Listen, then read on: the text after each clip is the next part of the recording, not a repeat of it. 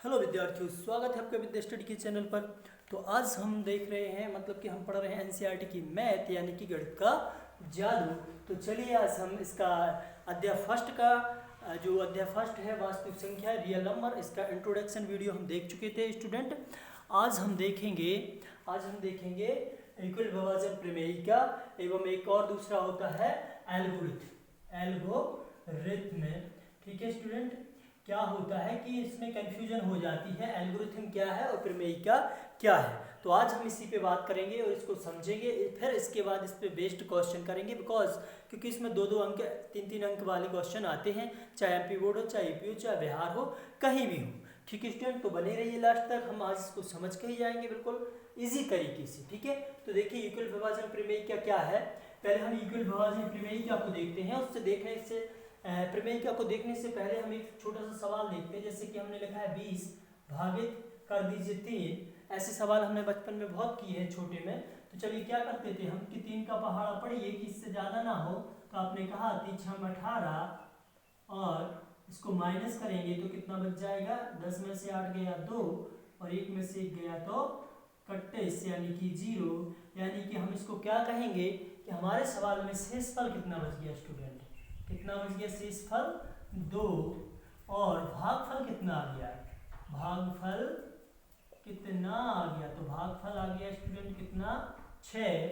और भाजक क्या है, तो भाजक वो होता है जिसके द्वारा हम भाग देते हैं। ठीक है, और ये क्या कहलाता है स्टूडेंट, ये कहलाता है भाज्य। क्या कहलाता है, भाज्य। ठीक है, तो यही है जो हमने स्टार्ट में मतलब कि 9th क्लास में देखा था। इसका फॉर्मूला क्या था, भाज्य बराबर भाजक गुणित भागफल, भाज्य बराबर भाजक गुणित भागफल धन शेषफल।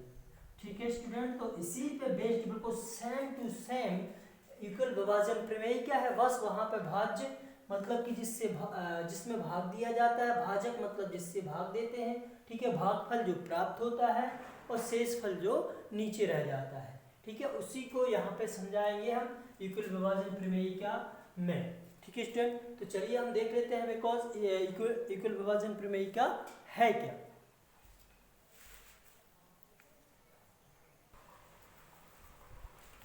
तो स्टूडेंट देखिए ये इक्वल विभाजन प्रमेयिका का कथन है। क्या है कथन, अच्छा एक और प्रमेयिका को हम लीमा भी बोलते हैं, मतलब कि कहीं कहीं पे इसको इंग्लिश में प्रमेयिका को लीमा भी बोला गया है। तो इसको देख लीजिए। ठीक है, क्या है कथन इसका, देखिए बिल्कुल इजी है कि दो धनात्मक पूर्णांक a और b दिए रहने पर, दो धनात्मक पूर्णांक a और b दिए रहने पर, जैसे कि अभी हमने देखा था किसमें 20 और 6 में भाग लगाया था। ठीक है, तो मान के चलिए वो धनात्मक पूर्णांक 2a है, तो दो धनात्मक पूर्णांक a और b, मान के चलिए a है और a क्या है, b है। ठीक है, दो धनात्मक पूर्णांक a और b दिए रहने पर ऐसी आदित्य पूर्ण संख्याएं q और r विद्यमान होती हैं या q और r विद्यमान है कि a बराबर b q धन r, जहां कंडीशन है r डज नॉट इक्वल 0, मतलब कि जिसमें r का मान अभी 0 नहीं है। ठीक है, इसका उपयोग हम स्टूडेंट किसके लिए करते हैं, अभी एचसीएफ निकालने के लिए करते हैं।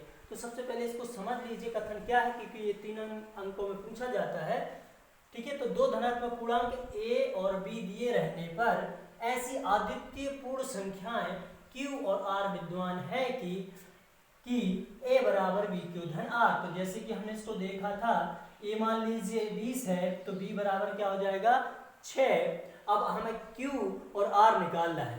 देखिए, तो जब हम इसका एचसीएफ निकालेंगे तो देखिए इसके स्टेप बाय स्टेप होते हैं। हमें जैसे हमसे कहा जाएगा अगली बार क्वेश्चन होगा कि 20 और 6 का एचसीएफ निकालिए। ठीक है, तो हमें इक्वल विभाजन प्रमेय लगानी पड़ेगी। ठीक है, यहाँ तक तो इसका कथन हो गया। फिर अब हम समझना है एल्गोरिथम क्या है। एल्गोरिथम क्या है, तो आपसे जब कहते हैं कि 20 और 6 का एचसीएफ निकालिए, मतलब कि जो संख्या यहाँ पे थी, तो हम क्या करेंगे, सबसे पहले देखेंगे कि a तो क्या होती है, हमारी बड़ी वाली संख्या होती है, और b क्या होती है। देखिए हमने इसको ऐसा लिखा था ना, 20 भागित 6, तो हमने देखा था, सॉरी 3 था, चलिए कोई बात नहीं। तो यहाँ पे भागफल 3 आया 18 और शेषफल कितना बचा 3। ठीक है, तो ये क्या हो गया स्टूडेंट, हमारा बड़ी वाली संख्या हो गई a, जिससे हम भाग दे रहे वो क्या हो जाएगी b, और जो भागफल प्राप्त हुआ है वो क्या हो जाएगा Q, और जो नीचे बच रहा है वो क्या है स्टूडेंट R है।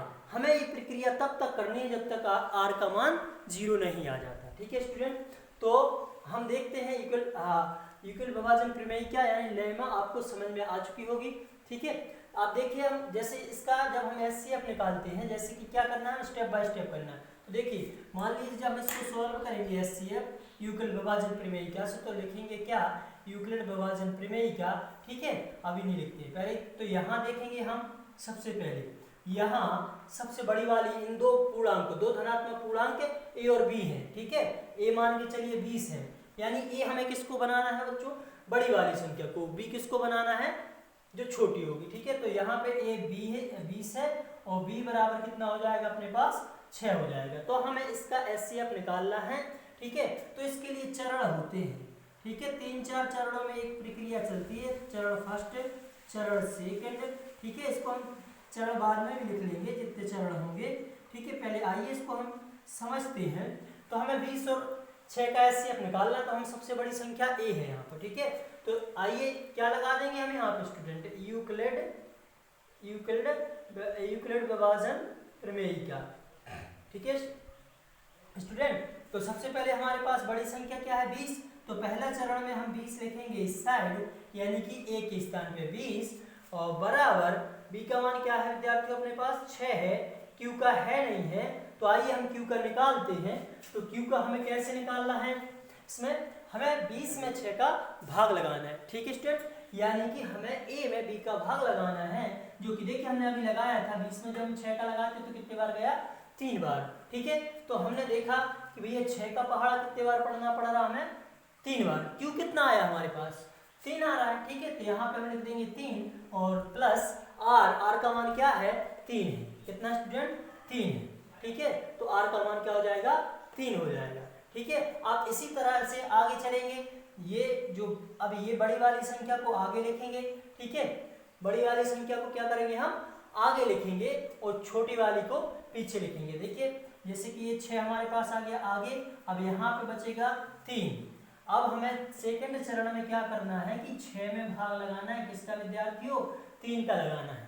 तो 3 का पहाड़ा पढ़ेंगे कि भैया 6 से ज्यादा ना जाए, तो 3 दूनी 6। देखिए यहाँ पे टोटल पूरा कट गया यानी 0 बचा, तो 3 का पहाड़ा कितने बार गया 2 बार।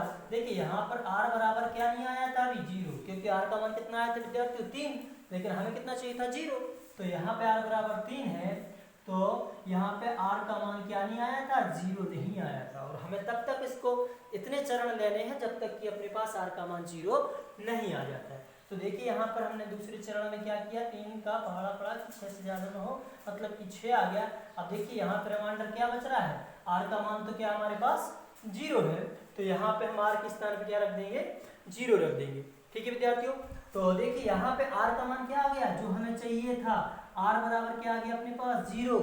कौन लाया 0, ठीक है r का कौन लाया 0, तो 3 लाया। तो इस तरीके से इसका एचसीएफ कितना हो जाएगा विद्यार्थियों 3 हो जाएगा। ठीक है, तो इसी तरीके से हमें एचसीएफ निकालना है किससे यूक्लिड विभाजन प्रमेयिका से। अब देखिए हम देख रहे थे क्या कि यूक्लिड विभाजन प्रमेयिका है क्या, तो जो हमने एचसीएफ निकालने के लिए जितने चरण लिए हैं, ये जितने चरण लिए हैं इसको हम कहेंगे एल्गोरिथम। क्या कहेंगे एल्गोरिथम। एक्चुअली में एल्गोरिथम क्या कहलाती है विद्यार्थियों, एल्गोरिथम वो कहलाती है किसी भी सिस्टम का परिभाषित चरण, जितने भी चरण, जैसे हम कोई प्रक्रिया करते हैं उसमें कितने स्टेप फॉलो करना है। ठीक है, तो वो उसे हम क्या कहते हैं एल्गोरिथम कहते हैं। ठीक है, मतलब कि इसमें जितने चरणों का प्रयोग किया जाए, तो क्या है यूक्लिड विभाजन प्रमेयिका का कथन अलग है और जितने स्टेप उसमें प्रयोग किए जाते हैं उसको हम एल्गोरिथम कहते हैं। ठीक है विद्यार्थियों, तो एल्गोरिथम समझ में आया होगा। एल्गोरिथम किसे कहते हैं अगर की परिभाषा आ जाए तो क्या कहेंगे हम एल्गोरिथम। एल्गोरिथम क्या कहेंगे, विभाजन प्रमेयिका अलग है, ठीक है, और एल्गोरिथम अलग है। क्या कहेंगे कि जब यूक्लिड विभाजन प्रमेयिका में या फिर किसी यूक्लिड विभाजन प्रमेयिका में जितने स्टेप जितने चरणों का उपयोग किया जाता है उसी को हम क्या कहते हैं विद्यार्थियों एल्गोरिथम कहते हैं। ठीक है, ठीक है, देखिए जैसे कि यह कह सकते हैं कि ये जितने परिभाषित चरण इसमें उपयोग किए गए हैं उसके लिए हम क्या कहेंगे एल्गोरिथम कहते हैं। ठीक है स्टूडेंट, तो चलिए इसके बाद नेक्स्ट वीडियो में हम देखेंगे एचसीएफ निकालना किससे, इक्विलिब्रियम विभाजन प्रमेय क्या से। तो बने रहिए लास्ट तक, इस वीडियो में देख लिया हमने पूरा, ठीक है। और अब इसके बाद आपको नेक्स्ट यानी क्वेश्चन करना है एचसीएफ के, तो वो क्वेश्चन हम अगले वीडियो में करेंगे, ठीक है विद्यार्थियों। चलिए तो इस चैनल को, विद्या स्टडी के चैनल को सब्सक्राइब कर लीजिए। हम मिलेंगे नेक्स्ट वीडियो में। Bye bye, take care.